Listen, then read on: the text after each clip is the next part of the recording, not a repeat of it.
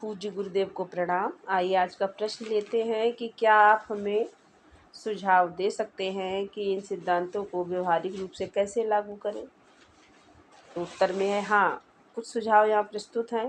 पहला सुझाव है कि मूलभूत रूप से हम सभी में कुछ क्षमताएं होती हैं तो कुछ कमजोरियां भी होती हैं। पता लगाएं कि किस क्षेत्र में आपकी क्षमताएं हैं और फिर उन्हीं क्षमताओं पर टिके रहें।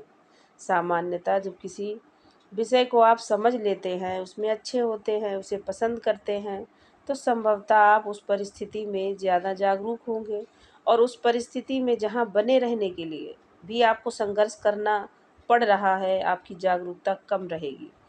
जब आप अपनी क्षमताओं के साथ कार्य करते हैं, तो आप बहुत सी चीज़ों के लिए गलत हो जाने की चिंता नहीं करते। आप आम तौर पर काफ़ी स्थिर रहते हैं और तब अपने आसपास होने वाली घटनाओं को आसानी से आत्मसात कर सकते हैं।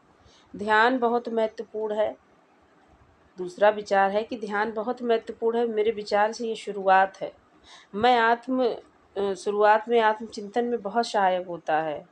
प्रत्येक सुबह जब आप ध्यान करते हैं तो आपको अपने हृदय की आवाज़ सुनने का मौका मिलता है। तीसरा है कि आप अपने विकास के लिए डायरी लिखें। सुबह उसमें उन चीज़ों के बारे में अवश्य लिखें जिनके लिए आप कृतज्ञ हैं और उनके 5 कारण भी लिखें। पूरे दिन भर के कार्यकलाप भी उसमें लिखें। कुछ समय बाद वह डायरी दोबारा पढ़ सकते हैं और अपनी उन चुनौतियों और गलतियों को ज़्यादा अच्छी तरह समझ सकते हैं जो आप पहले कर चुके हैं। इससे आप स्वयं के प्रति अधिक जागरूक होंगे और क्योंकि